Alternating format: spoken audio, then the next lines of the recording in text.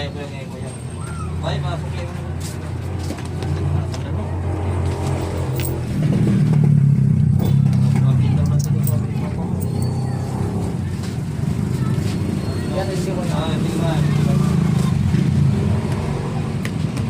Same line station Queen Edition.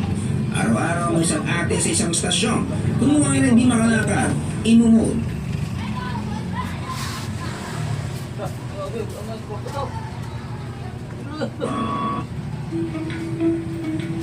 Welcome back sa channel kung saan ang chismis ay may ebidensya. Ang drama may CCTV at ang kalokohan huling-huli sa akto. Bilang ito tungkol sa mga feeling mahirap, may kasamang certified scammer na huling-huli sa CCTV. Tino John's TV.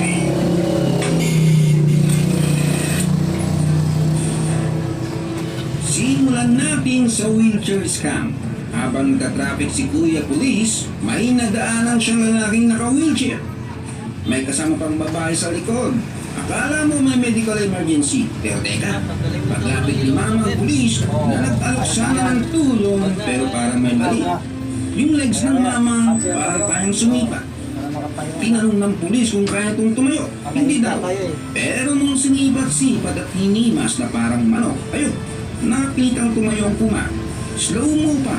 Parang nanalo sa The Voice.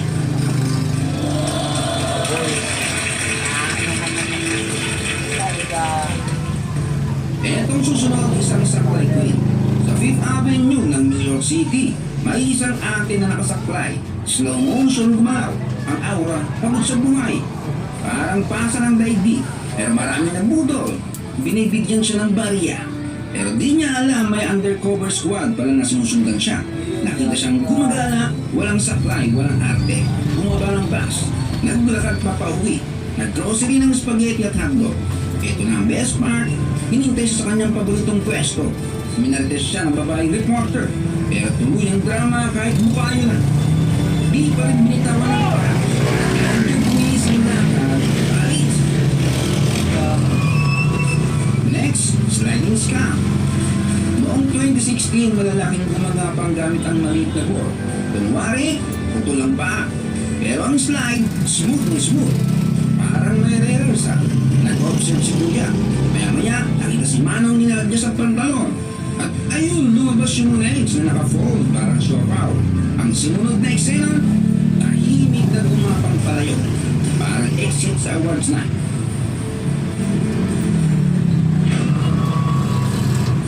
Isa pa to, ice acting. Sa New Jersey, isang lolong pumasok sa cafe. Nagbuhos ng yelo sa sahig. Saka kunwari, nadulas. Pero ang acting, naku po, parang nagpractice lamang sa tapat ng salamin.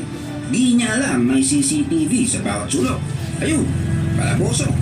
Pinagmulta, pinaservice sa community at pinagbayad siya ng halagang $600 sa cafe. Lesson, huwag mag-fake injury. Kung di marunong, marte.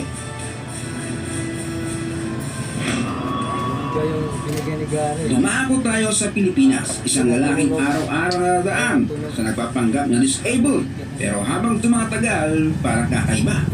Parang laging scripted.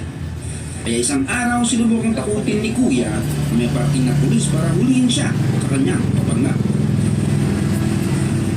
Ayun, biglang tumayo si Kuya, parang inaplos ng peking pastor. Mahimalang nakalakad. Parang transformer, inubad ng pants, sabay takbo.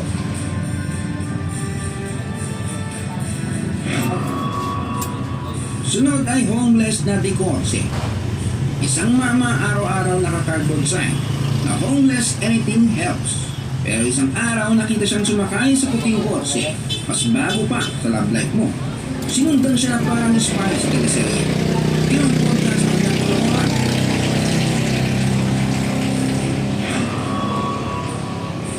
Sunod natin si Saklay King. Habang nagmamaneho si truck driver, may nakita siyang lalaking hirap maglakad gamit ang saklay. Pero nung medyo nakalayo, biglang tumindig si Kuya. Tinupi yung kahoy. Naglakad na parang nag-apply sa walkathon. Lumapit pa sa truck. Humingi ng pera ang kumag. At binigyan naman ng engot na driver. Next ay ang hopeless scam. Sa India, may lalaki nakaupo sa kalsada, kunwari isang braso lang. Pero nung nilapitan ng investigators, ayaw ipakita. Hinawi ang shirt. Huli, nandun pala yung braso na naka-fold. Ayun, dinala agad sa presinto. Eto pa, taong 2017 sa South Africa, isang lalaki nakashades kunwari bulat. Pero nung binigyan ng pera, kasing bilis ni Kapitana nilagay sa bulsa, walang sablay. At kunwari ng sipang pancake-ball ang mama. Mangiyak si kuya. Aba, may reflex. Bulag-bulagan niya. Eto naman ay huli sa live TV sa Pakistan habang live ang TV segment. May isang lalaking gumagapang sa kalsada, kunwari di makalakad, dinahawa mga tao. Bigay ng barya, power effect, activated. Pero may isang lokal na mala Sherlock Holmes. Lumapit kay kuya, tahimik pero deadly. Sinabi ang dating na ang pulis, tayo ka nga. Abay tumayo si kuya. Wala man lang stretching, huling-huli. Nasa national TV pa. Kalap sa buong bansa ang kanyang kabalbala. Sunod, same spot, same line, station Queen Edition. Araw-araw ng isang ate sa isang stasyon. Kunwari di makalakad, imumod, instant drama.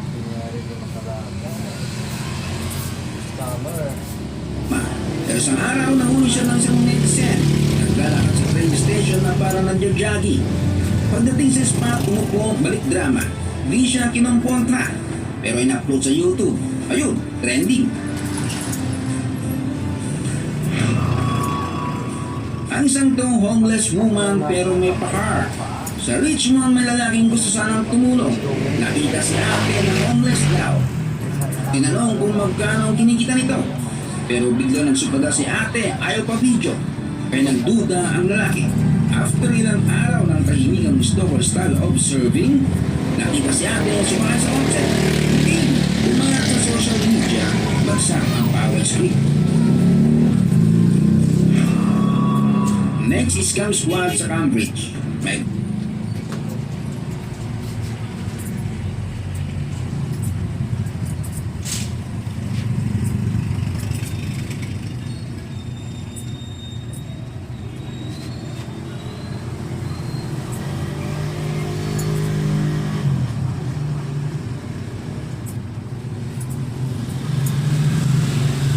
group na certified scammer.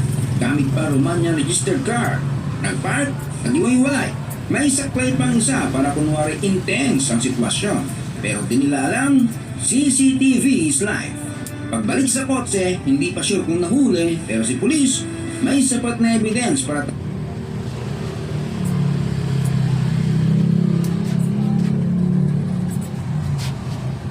tawagan silang Team Paawa International.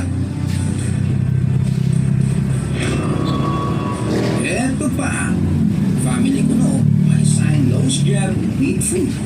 Pero naispatan sila ng isang netizen sa iba't ibang lugar gamit ng clean SUV pa-transfer spot. Nang kinumpontra sila ni David Goldstein, zoom out agad sila. Mula noon, naglaho silang parang tula. Eto naman ay certified drama king. Nakaupo sa sidebox si kuya. Kunwari, di gumagana ang isang paa.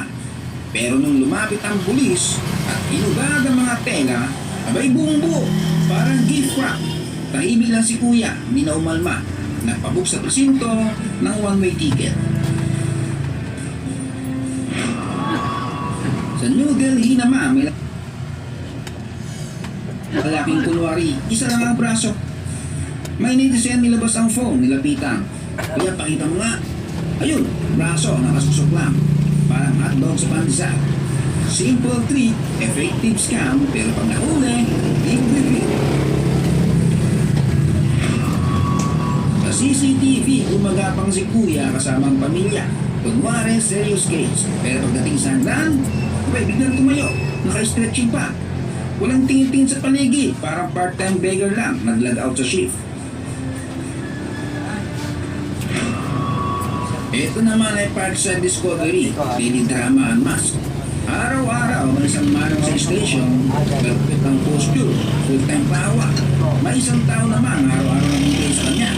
Inuwi Pero isang araw, nakita sila sa park. Abay, nakakalakad naman pala. Siyempre, kinumpontra. Umamin naman ng loko. Pero bago naghiwalay ay nagpasampul pa ng kanyang ginagawang kalokohan.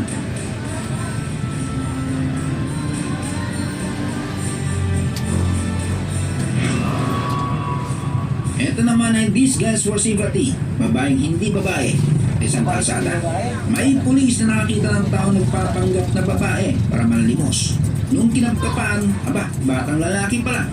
Ang sagot niya, mas marami raw kasi nagbibigay sa mga babae. Simple lang ang rason, pero effective nga naman sa kanila.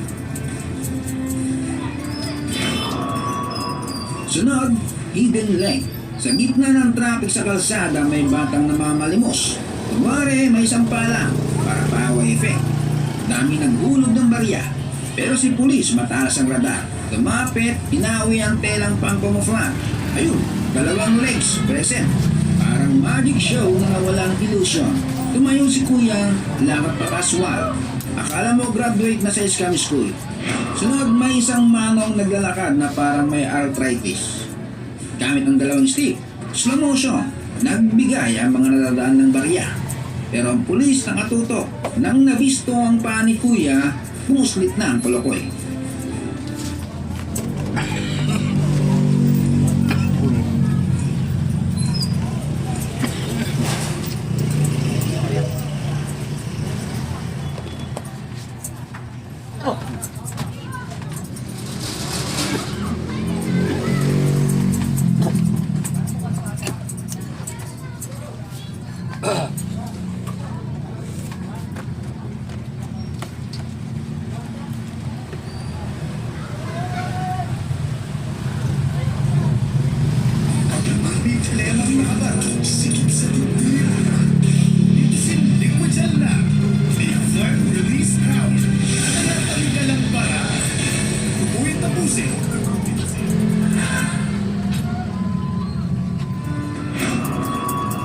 Sa India na naman, may mag-asawang nagmumukhang may medical emergency.